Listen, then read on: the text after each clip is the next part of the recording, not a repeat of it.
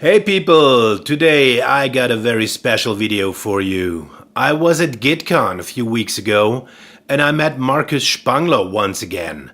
You don't know Marcus as an artist. Okay, he plays guitar, but he is an artist in his own right because he's the guy behind all the beautiful Warwick basses. He's responsible for all Warwick signature models. He's responsible for all Warwick custom shop instruments. He's responsible for everything that comes out of production at Warwick. So, as you all know, Warwick has a bunch of world-class players in their artist roster. To name just a few, it's Robert Trujillo, it's Stuart Hamm, it's Steve Bailey, it's Adam Clayton, it's Leland Sklar. So a bunch of the highest profile bass players on the planet. And Marcus was the one working with all of these guys and tons more to find out what they exactly want from their signature or custom shop instrument, what they exactly want from Warwick, what they expect sound-wise, where to go with tonewoods, where to go with measurements, where to go with electronic circuits. So all that is the responsibility of Marcus Spangler. So this guy is one of the top guys in instrument building on the planet. So the interview was very interesting, and I really hope you enjoy the talk as much as I enjoyed talking to Marcus. So thanks for watching. Here's the interview with Marcus Spangler.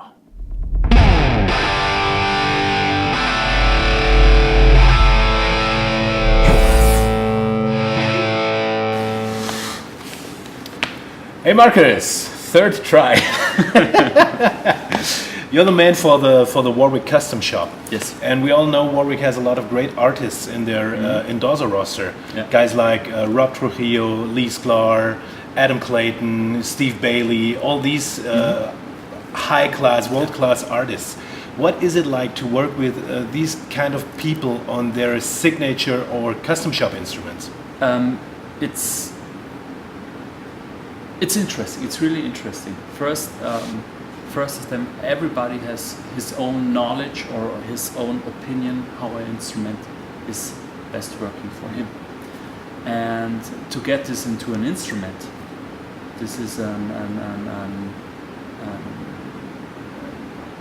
interesting thing to do because you have to put all the information into something. You start with basic an idea of an instrument where you say this is the basic model and we start with this, and at the end of the day a complete different thing is coming out. You know.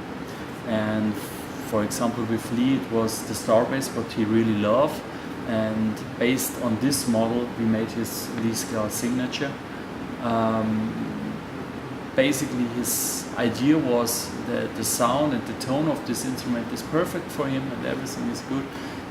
But the problem was a little bit for him to reach the upper registers, so we moved the body a little bit back. That we can take the lower horn a little bit back, that you have more access.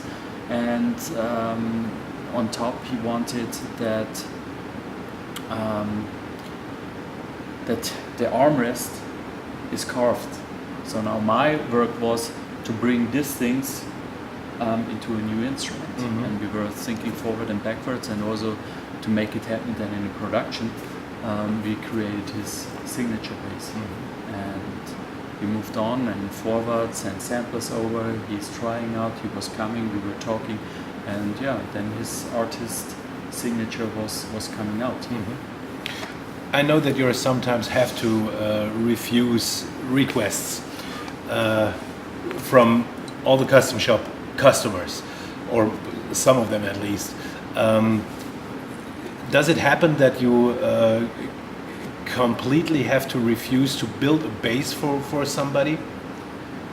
Or a guitar, a frameless guitar? Well, so far we made, I think, everything happen for the musician. Of course you have musicians, it's very difficult to work together because it's not a bad thing. The thing is, they don't know what they want by themselves, and this is a little bit the difficult part what I have. And we never refused so far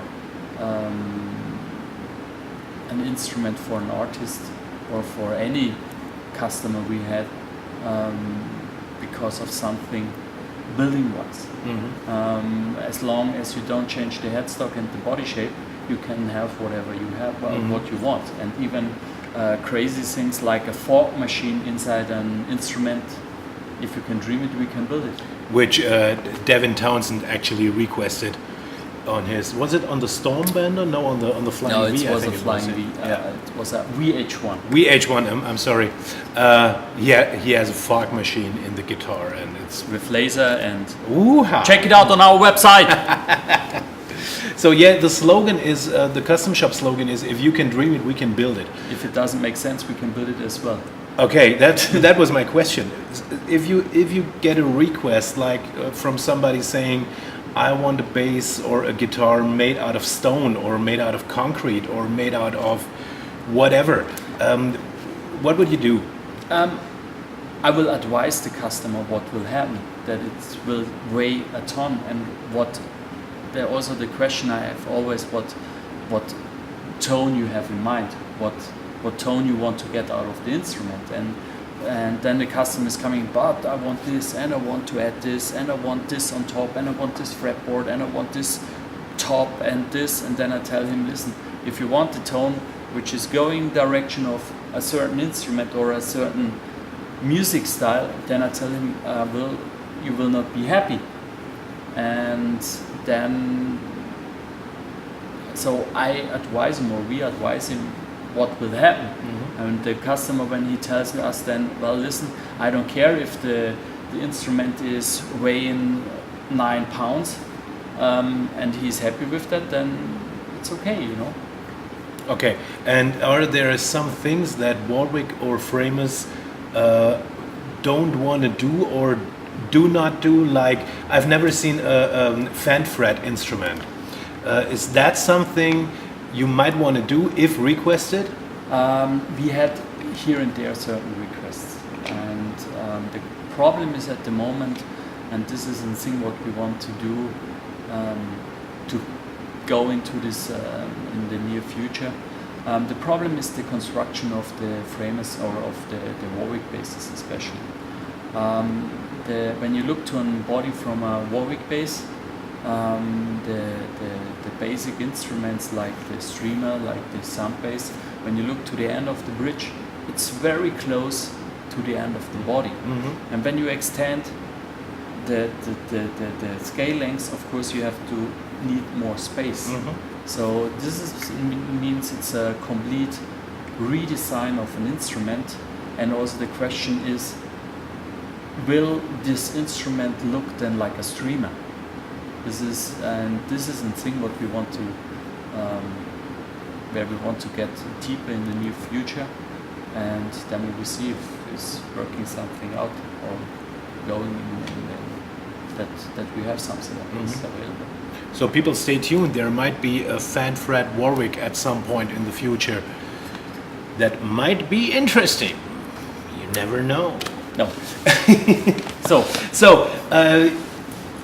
everyone I talked to who was in touch with you and who was talking to you for any kind of custom shop instrument is absolutely blown away by your knowledge about wood, about tone wood, of course, about wood itself, about the grain, about where it comes from, everything wood.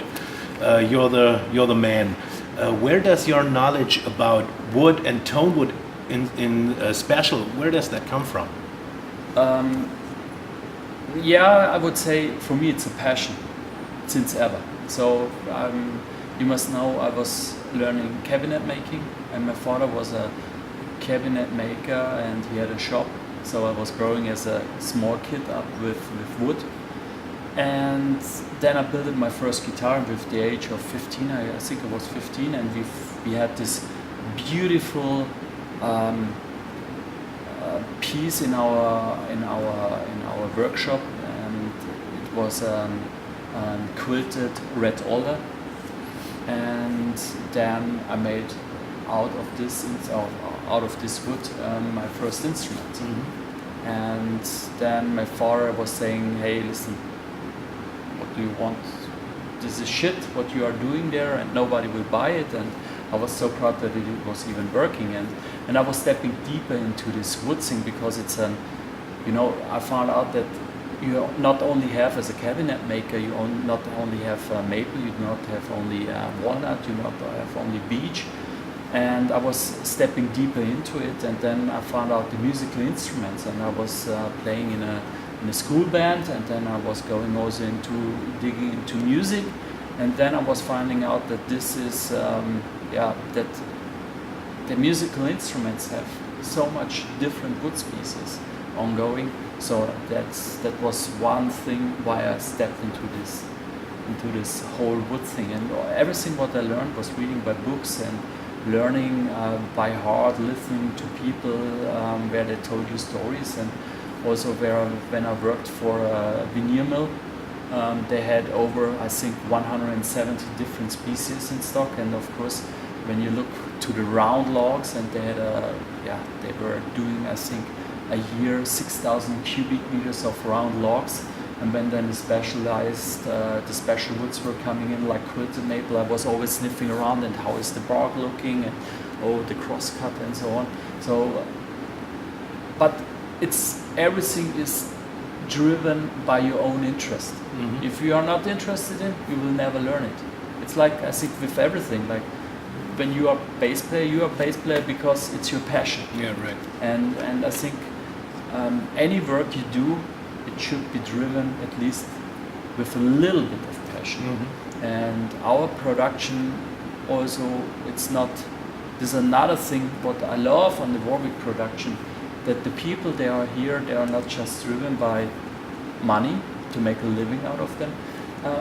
To whatever person you talk here in production, they are doing it because it's also their passion. Mm-hmm. And this is, I think, what makes us also a little bit unique in this size, that we have also, that all the people which are on the production floor, they love what they are doing. Mm-hmm. And this creates from the beginning to the end a great instrument. Mm-hmm.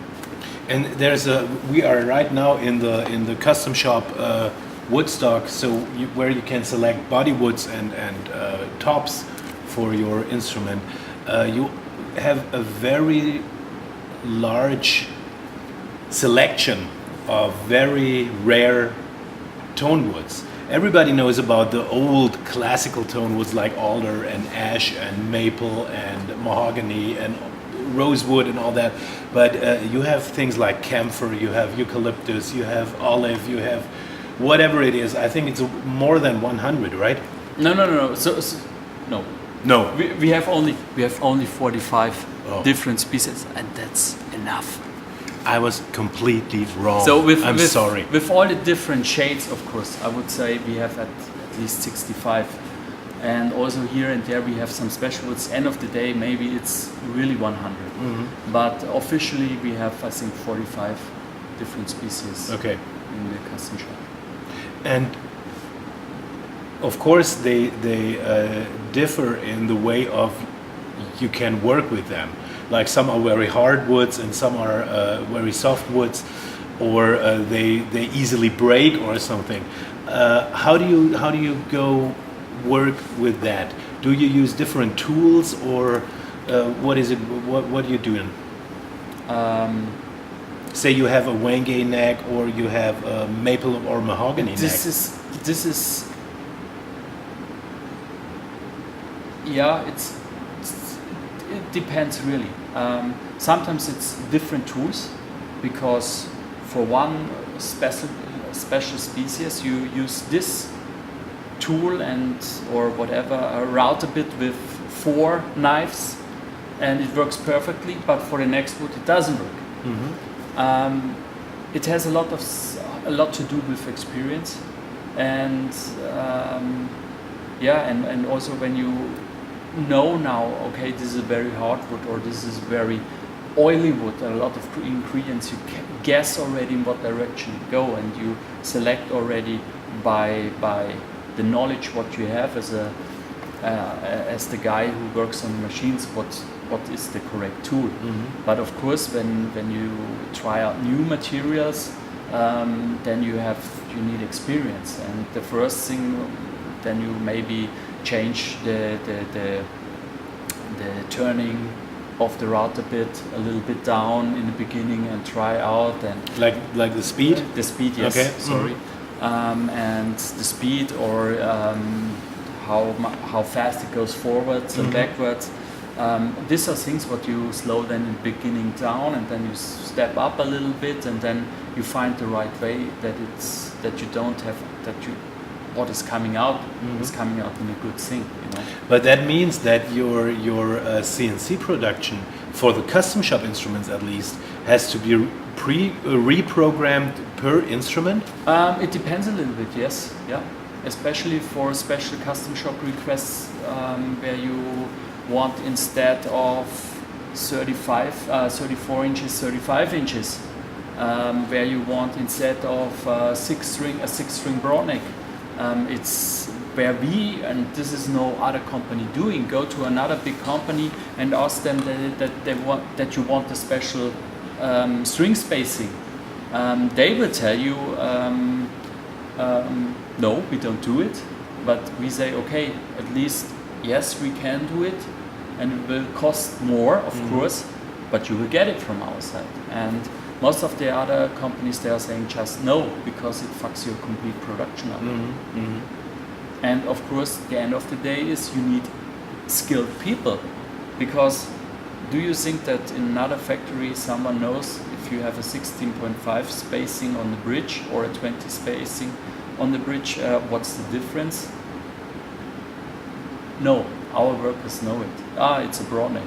It's a normal neck. And of course, sometimes here and there they have, of course, questions, because they don't know, because a new idea is coming up, and they say, hey, how we have to act. But they are so sensitive that they ask why we are doing this and for what reason, that they understand it, and then we move on, and it works. For the custom shop instruments, is it like more really one per piece production, or can you say, okay, we have this model, and on top of this we make this one blue and this one red, or is it really a one per piece thing? The master builds, they are all really done one by piece. So this is really, because we found out it doesn't make sense on a master build that you start, that you have a ready body and you move on and you lacquer it, and because whatever body you or whatever pre-produced thing you have in stock, it's always wrong. At least one thing is wrong, and then you cannot use it. So every master build is done by level 0, and it's until the end. So we start with the raw material and then we go up. I remember when I was talking to you about my very first bass, the red streamer 5-string, ash body, poplar burl top. You were saying the poplar does affect the sound of the ash in a way that it's getting softer, it's getting more, maybe a little slower, or a little maybe just softer. And to work against the softness of the wood, you suggested an ebony fretboard. Really? Yeah, he did actually.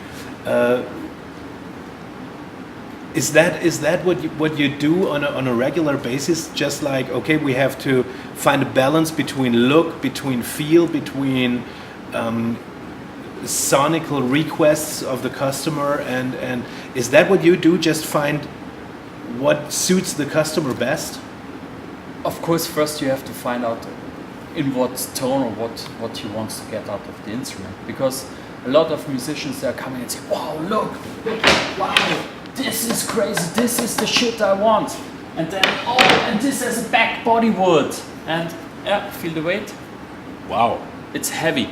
So this is Coca-Cola, the other is Tuya. So end of the day you have an instrument which is weighing then 7 kilograms, and then he says he wants this jazzy, warm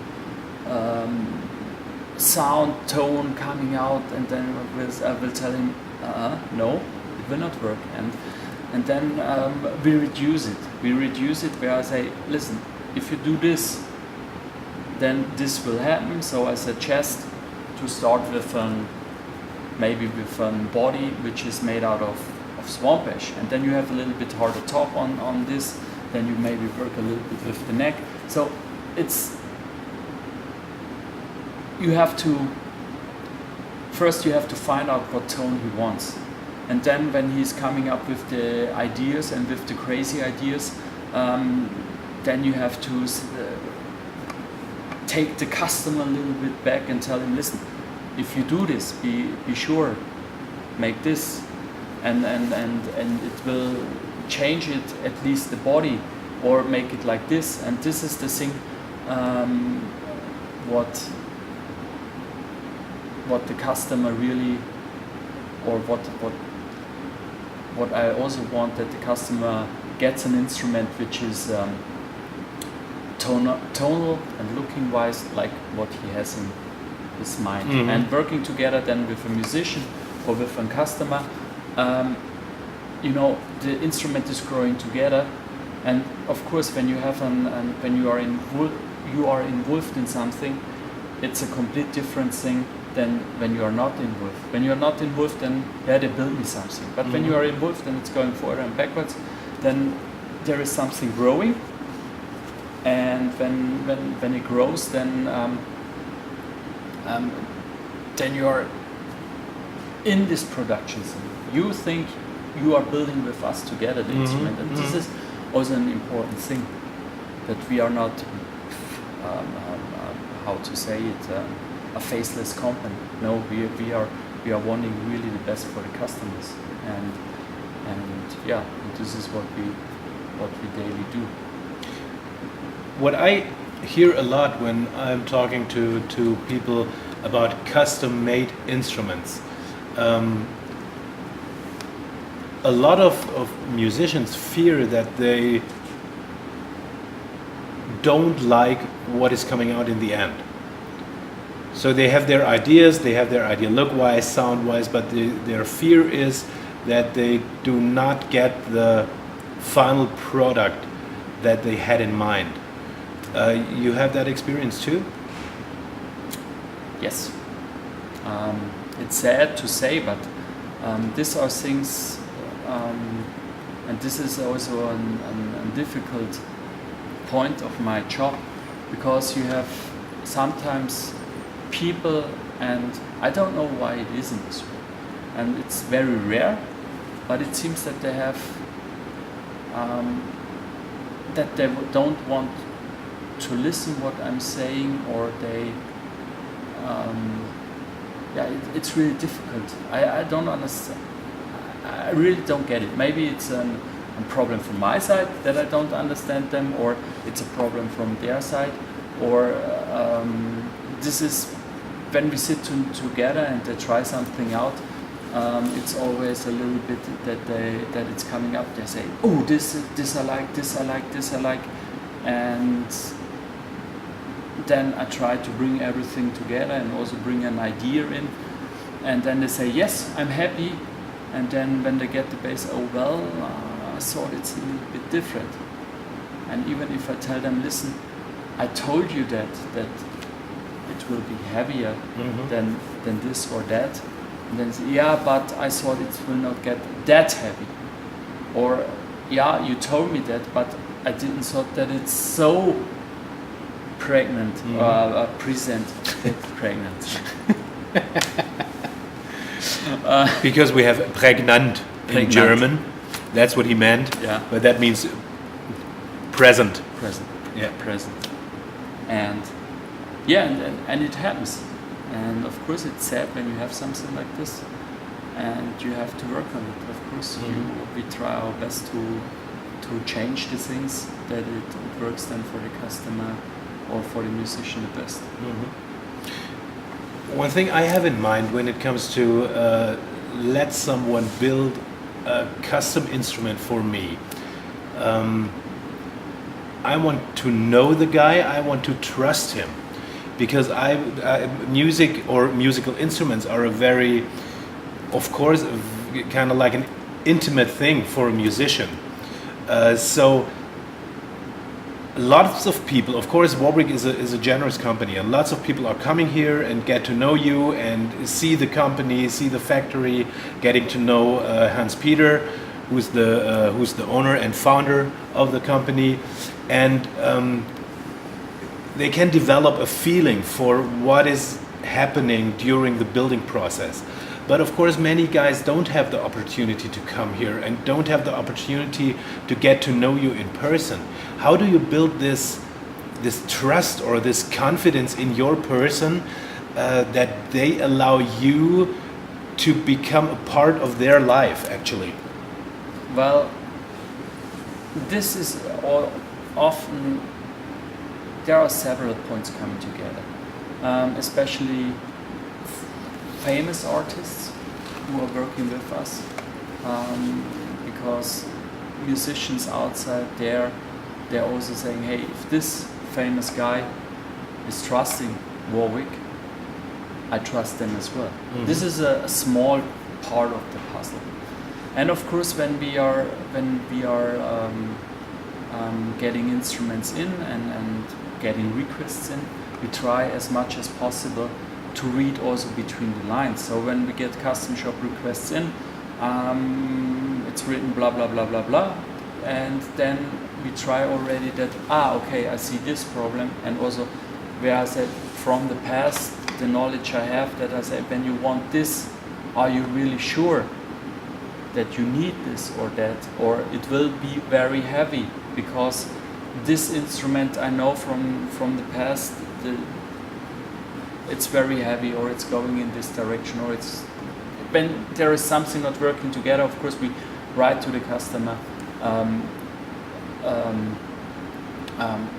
what is our opinion about it. And of course, when you deal then directly, sometimes I deal directly with end consumers through the shop, through the distributor, because the distributor, the shop is saying, well, listen, contact them directly, and we are figuring out the specs, what the musician wants, mm-hmm. and then we are giving it back, and then we work something out.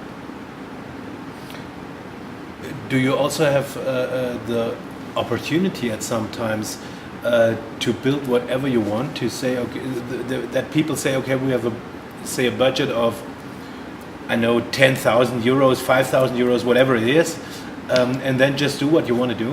No. Very, very rarely. We have, most of the time the customer knows exactly, here's something in his mind, mm-hmm. and he wants to have it. We are doing here and there custom shops, and this is starting now a little bit to become more popular.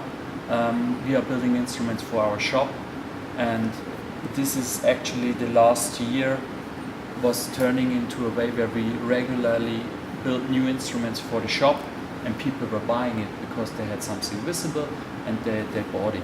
So it's also often a big problem for an end consumer.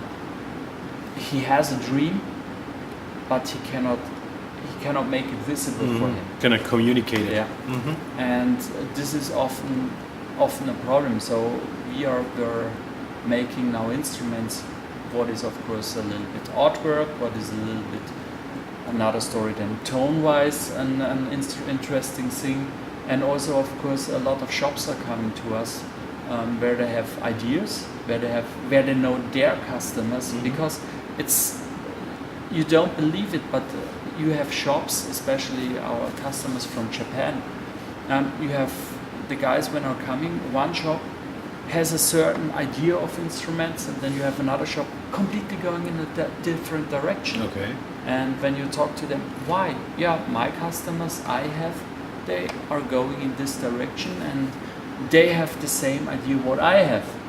But where I said, this is a niche for me, where I say, I would never go into this, because I would be afraid that I can sell it. Mm-hmm. But this guy, he has his niche, he has his customers, and of course it's a good thing, you know? Yeah. So